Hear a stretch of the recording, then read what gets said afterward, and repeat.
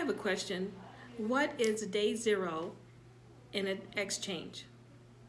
Does anyone know? Day zero is the close of escrow. So say, for example, you represent a client that is closing escrow today. Congratulations, you have a commission check coming to you. But the key thing is, it's time to get to work because day one starts tomorrow, December 5th. You have 45 days without extensions, 45 consecutive days, holidays, weekends, Monday through Friday, 45 days, you must find and identify a property.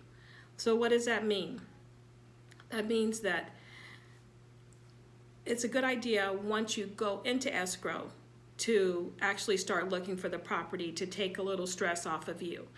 But once you're in that position, you want to take advantage of every minute and stress to your client to go out and make the time to find that property.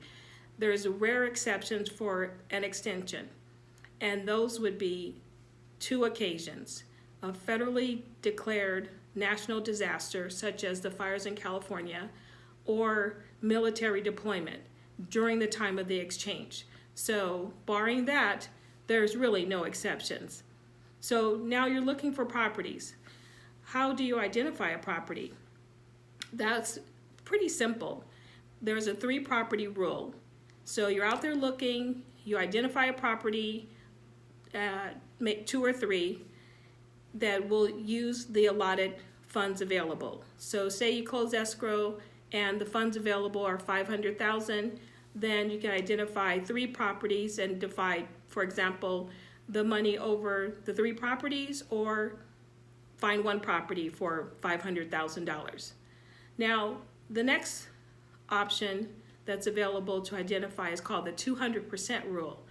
In that case, you're allowed to identify 2 times the amount of the property sold. So in the case of $500,000 times 2, that means you can identify up to $1 million of property under the 200% rule. And that usually works well when someone is buying many properties from a large sale.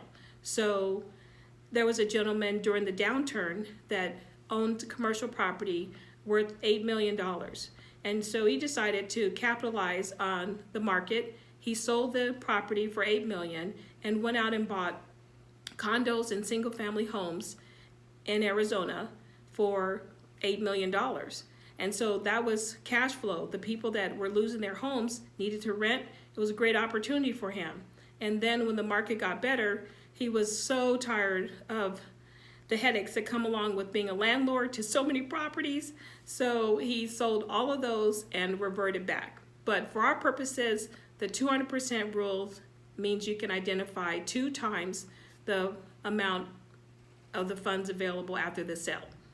Now, the third rule is the 95% rule.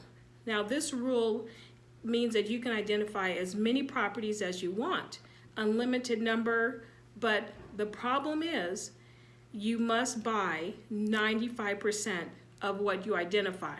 So if you, for some reason, are not able to close on that final property that was in your selection, then, and you only closed on 90%, then the entire exchange would fail. So when you're in the process with your client, we'd love to sit down and strategize with you on how to, which identification rule would be the most suitable for this goal of the client. Now, how do you identify? You must identify to a neutral party. So anyone that's been an agent of the exchanger would not be eligible, like the CPA, his personal attorney, the real estate agent that represents.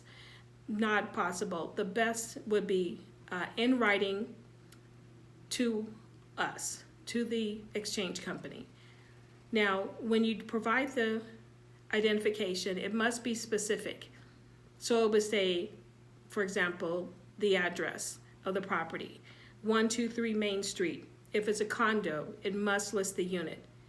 In the event of land, you want to use the APN number. So needs to be very specific in the identification and must be in writing, signed, and delivered to us by the 45th day. So that's pretty straightforward. Now, if you have any questions about that, we're always available to answer your questions.